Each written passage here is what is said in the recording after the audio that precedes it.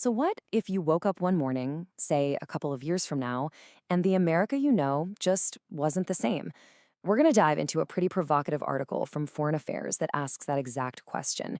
It's written like a piece of speculative nonfiction, like a dispatch sent back to us from a hypothetical January 2026. It lays out one possible and pretty sobering future for American democracy. And right off the bat, the article just hits you with this. I mean, imagine seeing that headline. It's a shocking premise, right? But the authors are super clear about one thing. This is not a prediction. It's more of a detailed step-by-step scenario of how they think a democracy could be dismantled. And it's all based on trends they're seeing in the real world. Okay, so how on earth do they get there? What's the chain of events that could possibly lead from today to that future they're describing? Well, that's exactly what we're going to unpack here. Let's follow their logic and see how they build their case. All right, first things first. The authors stress that this doesn't look like your classic military coup or some big dramatic takeover. No, they've got a very specific name for the kind of system they're talking about. They call it competitive authoritarianism. And here's the key thing to understand. Elections still happen. That's what makes it so tricky. It's not about getting rid of votes altogether. It's about, well, rigging the game.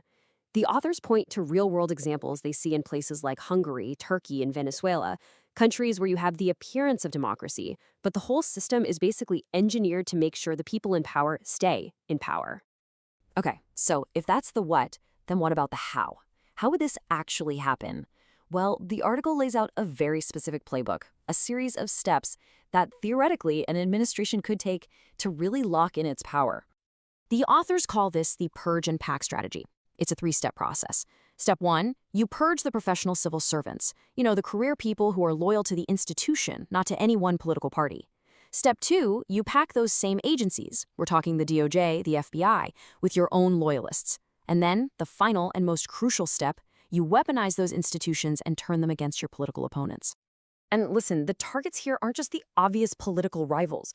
The authors describe this incredibly wide net being cast over literally anyone who could be a source of opposition. We're talking former officials who've become critics, major philanthropists, watchdog groups, journalists, even universities and law firms. The goal, as they lay it out, is to completely dismantle the entire ecosystem that could possibly challenge the government. Now, you might be thinking, hang on, isn't this just hardball politics? And the authors totally see that question coming. They draw a really sharp line. They point out that past administrations, Bush, Obama, Biden, they all prosecuted powerful figures from both parties for serious crimes. The big difference in their hypothetical 2025 scenario is that the state's power is used to selectively target only political opponents, often for really petty stuff. This effectively turns the law, as they put it, into a weapon. So, what's the ultimate result of all this pressure? According to the authors, it's not actually just about the investigations themselves. It's about the fear they create. It's about a chilling effect that starts to spread across the entire society. To really bring this point home, the authors include this powerful quote, which they attribute to Senator Lisa Murkowski. I mean, think about it. If a sitting U.S. senator feels this way, what kind of message does that send to everybody else? That fear of retaliation, well, that's the chilling effect in a nutshell. And of course, this chill starts to spread to the media. The authors describe this scenario of self-censorship, where major news outlets begin to soften their coverage, not because of some official government order, but out of fear of investigations or other kinds of pressure. And then you have this other layer. Allies of the administration start buying up major media companies, which, completely reshapes the entire information landscape. But it doesn't stop there. The article suggests this fear causes a domino effect. Major political donors start to retreat. Top-tier law firms stop taking on cases that challenge the government. Even charitable foundations begin to self-censor what they'll fund. Every single one of these actions, big and small, just erodes the opposition's ability to function. And to put a number on this, the authors offer up a pretty stunning hypothetical statistic. They say that during Trump's first term, 75% of lawsuits challenging his executive orders were brought by major law firms. But in their 2025 scenario, that number absolutely collapses, down to just 15%. A whole critical line of defense against government overreach just vanishes. Okay, so that's the pretty bleak scenario they lay out, and this is a huge but, the authors are adamant that this future is not inevitable. In fact, the entire second half of their article is dedicated to how, in their view, democracy can fight back and actually win. First, they point to history. They say that even in systems where the playing field is heavily tilted, opposition victories can and do happen. They bring up examples like India back in the 70s, Malaysia in 2018, and very recently, Poland in 2023. These are all cases where these big, broad opposition coalitions managed to defeat entrenched governments right at the ballot box. And on top of that, they argue the US has some unique built-in advantages. Compared to a lot of other countries, America has stronger courts, really powerful state governors, and a huge, wealthy, and organized civil society.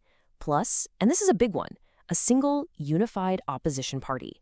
That's a luxury that a lot of pro-democracy movements around the world just don't have. Here's another really key factor they highlight: popular support. Think about it. Successful autocrats, guys like Putin in Russia or Bukele in El Salvador, they often consolidate their power when they have these massive approval ratings. We're talking 80% or higher. The authors point out that Donald Trump's approval has historically hovered around the low 40s, and in their analysis, that makes it way, way harder to pull off a full authoritarian consolidation. So this all brings us to the author's final and maybe most important warning. They argue that the entire fight for democracy really hinges on avoiding two very specific mental traps. They call them the twin dangers: complacency and fatalism. Complacency is that trap of underestimating the threat. You know, the whole "it can't happen here" mindset. And fatalism is the complete opposite. It's believing the fight is already lost, so why even bother trying? And here's the kicker. As the authors point out, both of these mindsets, though they seem like opposites, lead to the exact same outcome: doing nothing. And this next quote, man, it really gets to the absolute heart of their entire argument. In the kind of system they're describing, the single greatest danger isn't necessarily government repression, it's demobilization. It's that moment when citizens just give up, when they stop engaging, stop donating, stop voting. That, they argue, is the fertile ground that allows an authoritarian system to truly take root. And so the article leaves us with a pretty heavy question. It puts the final responsibility not on politicians, but squarely on the shoulders of citizens. The authors conclude that the future isn't written in stone. It all comes down to whether enough people continue to act like their efforts still matter, because, as they say in their final words, for now, they still do.